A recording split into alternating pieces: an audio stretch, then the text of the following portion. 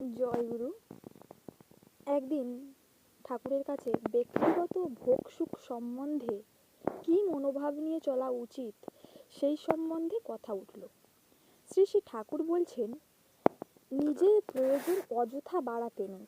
কতকগুলি প্রয়োজন বাড়িয়ে সেই সব প্রয়োজনের দাস হয়ে পড়লে স্বস্তির বদলে অস্বস্তিই বাড়ে।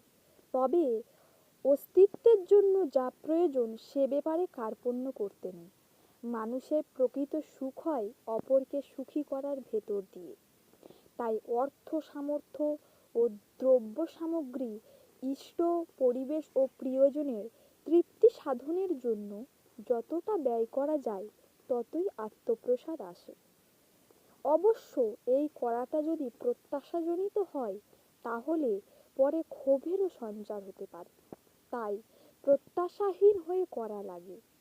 পরিবার পরিবেশের সেবার বেলায় বিশেষভাবে লক্ষ্য রাখা লাগে যাতে সে সেবা সমীচীন ও সত্যাপোষণী হয়।